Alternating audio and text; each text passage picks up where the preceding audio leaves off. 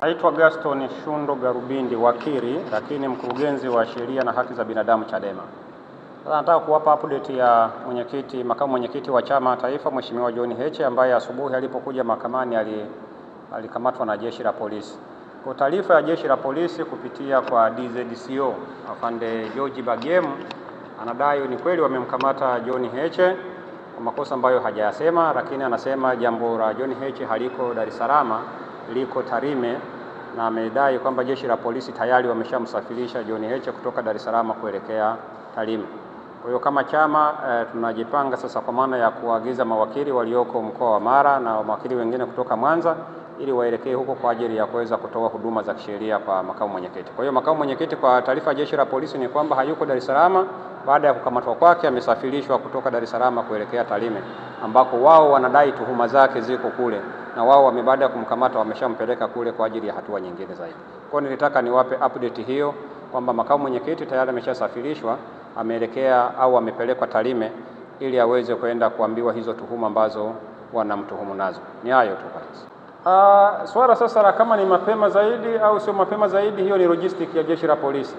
Sisi ambacho tulitaka kujua ni wapi alipo makamu mwenyekiti, anafanya nini, ili tuweze kumpa msaada wa kisheria unaohitajika kama wangehitaji kumchukua maelezo na vitu vingine kama hivyo. Sasa polisi wanasema kwa kauli yao kwamba tayari wao wameshamsafirisha. Inaelekea tayari walikuwa wameshafanya logistic za kumsafirisha na tayari wanasema wamempeleka. Japokuwa hajasema njia mahususi ambayo wametumia, kama ni njia ya anga au ni magari au ni nini, lakini utamaduni wa kawaida na mazoea ya kawaida kama walivyofanya kwa mwenyekiti, tunashumu labda watakuwa wamechukua magari hayo na watakuwa wamemsafirisha.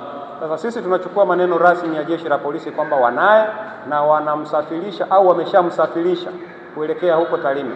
Kwa njia gani sisi hatujui ni kwa njia gani, lakini wameshamsafirisha kuelekea Tarime ili aende akaambiwe hayo mashtaka yanayomkabili. Kwa hiyo tunasubiri au tunatarajia kwamba mawakili watakapofika Tarime polisi kule watamkuta makamu mwenyekiti akiwa ameshafika, au watakapowasilishwa kule wataweza kumpa msaada wa kisheria. Asubuhi katibu mkuu wakati anatoa taarifa kwa umma alisema makamu mwenyekiti hakuwa amepewa wito wowote wa kuitwa. Ni vile tunashangaa tu kwa nini kiongozi mkubwa kama makamu mwenyekiti anaweza kuvamiwa au kuviziwa hapo nje ya geti la mahakama na kukamatwa, kwa sababu kwa hadhi yake, kwa nafasi yake ya uongozi angeweza tu kuitwa kwamba tuna jambo na wewe kituo chochote cha polisi. Kama mwenyekiti wa chama angeweza kutii huo wito, angeenda.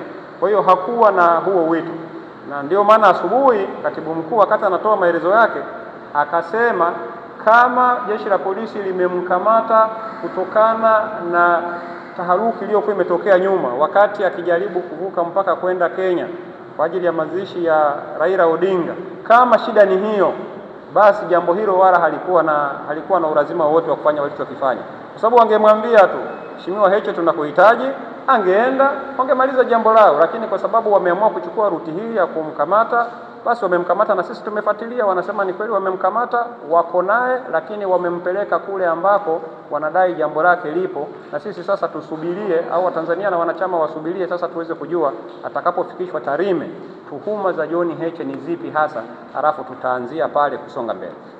Safari hasa ya John Heche kutoka Tarime kurudi huku siwezi kuconfirm ni lini. Kwanza mambo mawili ni lazima yajulikane.